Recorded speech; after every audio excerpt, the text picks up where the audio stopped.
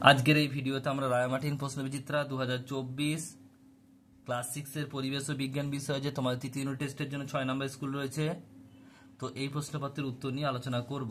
একের দাগে বলছে সঠিক উত্তরটি নির্বাচন করো। একেরটা, স্কুলের গায়ে যে ধাতব পেঁয়াজ থাকে তা হলো কি?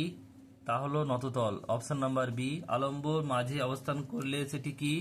প্রথম শ্রেণীর লিভার। একটি সরল যন্ত্রের উদাহরণ হলো শাবল। নেক্সট প্রশ্ন, ভাইরাস হলো জীব ও জড়ের মাঝামাঝি অবস্থা। কোন প্রাণীকে সমাজবদ্ধ জীব বলা যায়? এটা হবে সবকটি। সব শক্তি শেষ পর্যন্ত কোন শক্তিতে রূপান্তরিত হয়? তাপ শক্তিতে। নেক্সট প্রশ্ন বলছে যে সকল জীব নিজের দেহের নিজেরাই খাদ্য তৈরি উৎপাদন করে তাদের বলা হয় কি? উৎপাদক।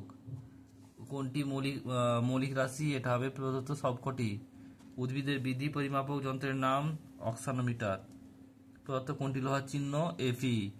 বলছে জিয়ার্ডিয়া হলো এক ধরনের কি? প্রোটোজোয়া। ওই পোকার প্রধান খাদ্য হলো সেলুলোজ। একটি তরল অধাতু হলো পারদ। একই বৈশিষ্ট্য জীবকে বলা হয় প্রজাতি।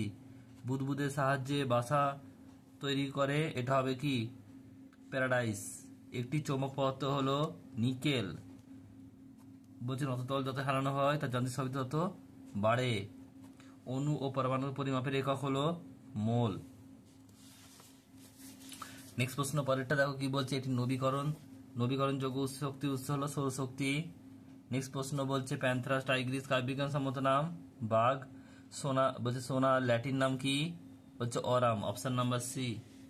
এরপর হচ্ছে দেখো দুই দাগের প্রশ্ন।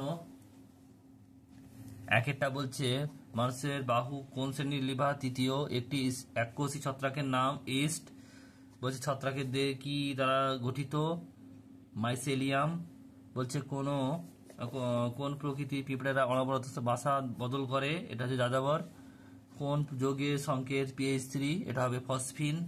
ঢাক বাজালে কোন শক্তি রূপান্তরিত হয়? যান্ত্রিক শক্তি শব্দ শক্তিতে রূপান্তরিত হয়। উষ্ণতা মাপার যন্ত্রটির নাম কি? থার্মোমিটার। মানুষের বিজ্ঞানসম্মত নাম কি? হোমোসেপিয়েন্স। নেক্সট প্রশ্ন, লাল পিঁপড়ের আরেক নাম কি? নালসে। নেক্সট প্রশ্ন বলছে রিডিউস, রিফিউজ, রিইউজ, রিসাইকেলকে সংক্ষেপে 4R পদ্ধতি বলে। জলের সংকেত লেখো H2O। তারপরে বলছে দেখো শূন্যস্থান পূরণ করো। দুটি তলের মধ্যে ঘর্ষণের ফলে ড্যাশ উৎপন্ন হয়? তাপ। হাইড্রোজেন অণু পারমাণবিকতা কত? 2। আর ঘাস ফড়িং কোন শ্রেণীর খাদক? প্রথম।